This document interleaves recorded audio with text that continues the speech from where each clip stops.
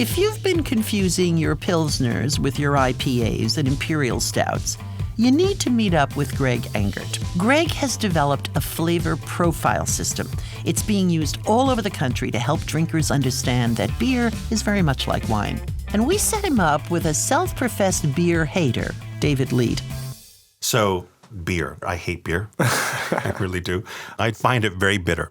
Beer's calling card for part of its history has indeed been bitterness. Mm-hmm. You know, hops. Hops are the thing that give bitterness to beer. There's no two ways around that. But luckily for us, there are a few different flavor categories out there. So the one that's probably most approachable or people would understand the best is the fruit and spice category, dominated by Belgian style ales. They tend to be on the sweeter side, and that's going to be represented by Cellar Door from Stillwater Artisanal. And then the next one, this is a beer called Madame Rose. It tastes more like, almost like a Burgundian red wine than it does like your typical beer. And this falls into what category? That's the Tart and Funky category. I love that, Tart and Funky. So talk about some of the other categories that you have in your profile. Crisp is a category that we like to use for any kind of those effervescent, refreshing beers like lagers and pilsners.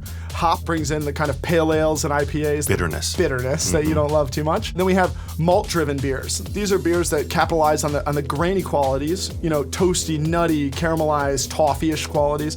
And then we go into roast. Roast is the stout, the porter.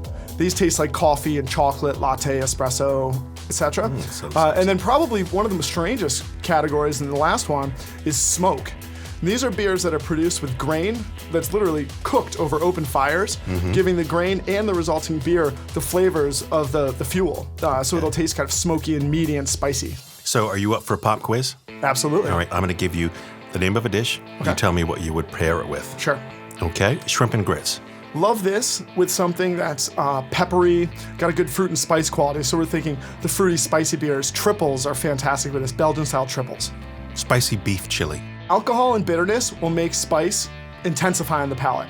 So what we want to do with something spicy is use something crisp that can kind of wash away the intensity of heat, or something sweet like a malty beer that's going to also temper the flames. A stout cake, which is a cake made with Irish stout. Typically, if you have a chocolatey cake, maybe we're going to bring in a sweeter, fruitier beer. Excellent.